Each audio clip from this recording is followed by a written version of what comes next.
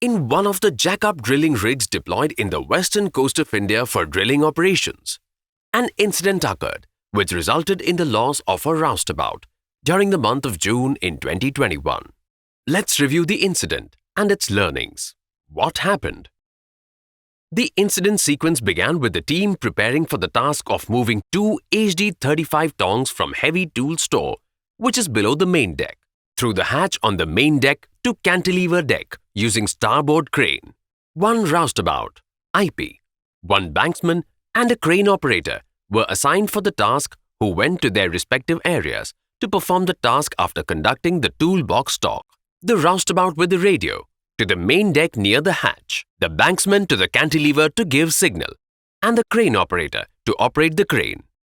The roustabout, IP, attached a sling to the hatch cover and opened it with the help of a crane.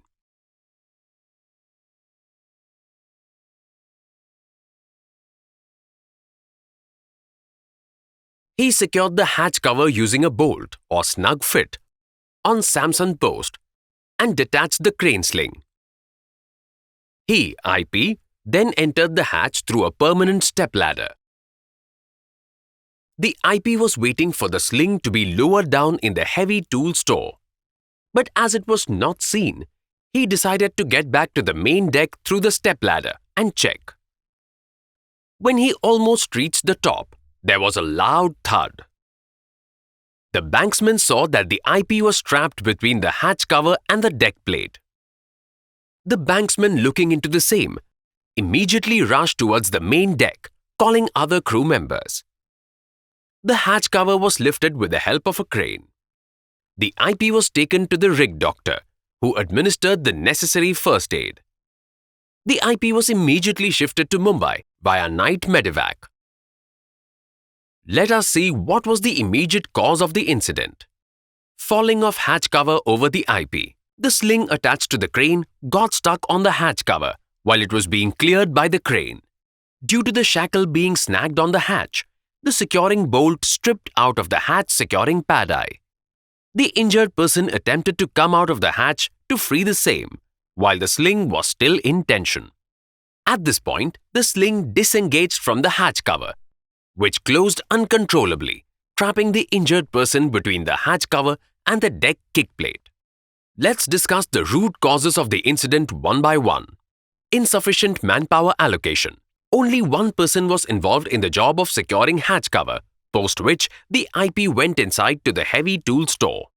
The sling was left unattended, which got stuck and resulted in the falling of the hatch cover. Improper risk assessment.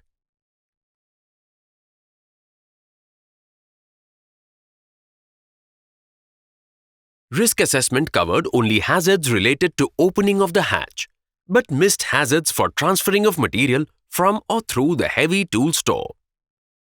Due to inadequate risk assessment, an additional manpower to supervise the clearance of slings was not considered and hence not allocated. Lack of supervision to overlook the task. Only one person involved in carrying out multiple tasks. Lifting and securing of the hatch cover, locating and moving tongs. No supervision to keep a check on slings and hatch cover. That is overall work area. No one was there to alert the fall of the hatch cover. Unsafe working conditions. There was a lack of sufficient space for a person to move behind the Samson post to secure the hatch cover. The area was not easily accessible due to storage of drilling stabilizer in that area. The person who secured the hatch cover was not able to physically see whether the bolt had passed through both the holes, iPad on hatch as well as on the Samson post. Improper angle between hatch cover and Samson post. Angle between the hatch cover and Samson post was 90 degrees. No obtuse angle. Bad staircase design for access to heavy tool store. There was an inherently unsafe design of the staircase, which was through the hatch. Ideally, movement of men and material should be through different paths. faulty design of the securing system for the hatch. The rig had only primary securing on the stump for securing the hatch in open condition. The primary system failed and there was no backup to hold the hatch. No secondary securing mechanism for the hatch cover. After discussing about root causes, it's time to find out the learnings from the incident and find out what can be done so that recurrence of similar incidents can be avoided. Modification of hatch cover system. Hatch angle should be greater than 90 degrees. Obtuse angle greater than 90 degrees to avoid fall of the hatch cover. Securing Samson post needs to be shifted further back to get this desired angle. All hatch covers must have two independent securing systems on the Samson post. In case of failure of one securing system, there will be a backup. Periodic maintenance of hatch cover to be conducted to ensure its integrity.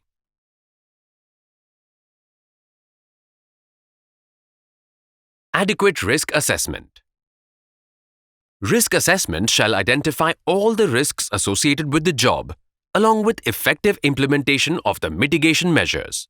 Mitigation plan and SOP shall be discussed with all personnel involved in the job prior to starting it.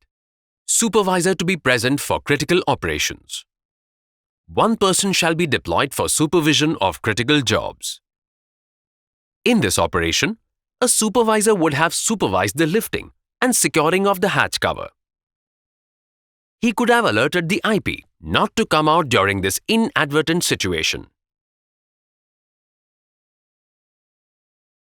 Easy access to hatch securing area. The surrounding area of Samson post, where hatch cover is meant to be secured, was not easily accessible. Person securing the hatch cover should be able to physically see whether the bolt has passed through both the holes. Pad eye on the hatch as well as Samson post. Alternate entry and exit to hatch area. Hatches are primarily meant for cargo transfer and for emergency exits. Hatches shall not be used for personnel entry and exit.